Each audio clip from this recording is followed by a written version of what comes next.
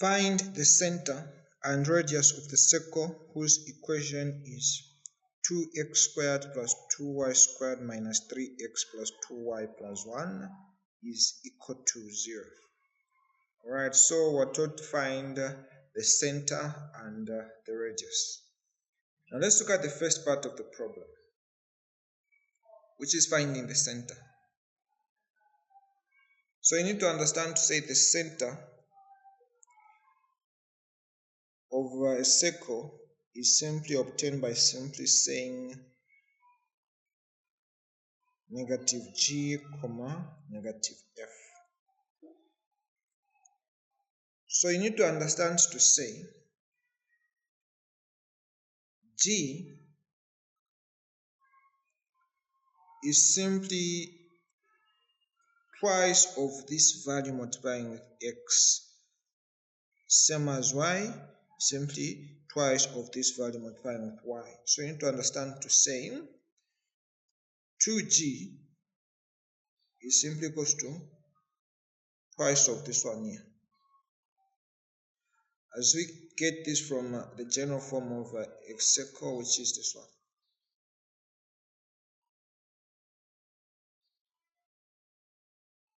So this is 2fy plus c is equals to 0.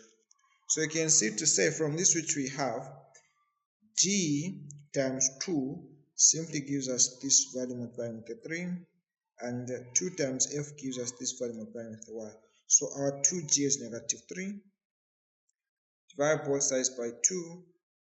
So we get our g to be equals to negative 3 over 2.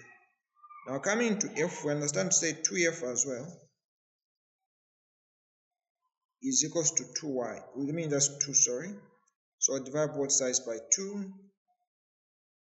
And this therefore gives us our f to be equals to 1. Now going back to the circle, or rather the center, we've obtained g and f, but the center is simply where we multiply these values we've obtained for g and f with negative. So this gives us 3 over 2 and negative 1. So this is the center of the circle. Now let's move on to the second part. The second part, you've been taught to find the radius. So in understand, to find the radius, you say that the radius is equal to square root of g squared plus f squared minus c. Now you can see that c is this constant which is not multiplying with the variable. In this case, equating the corresponding values between the general form and this one, you obtain that c is simply a 1. So here we say the radius will be equal to square root. Our g is negative 3 over 2. So we'll have this one squared like this. Then we add our f is simply 1 squared minus c.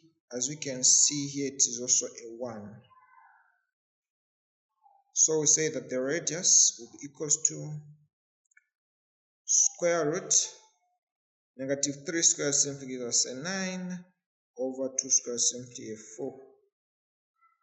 Then you add with here 1 minus 1 is just a 0.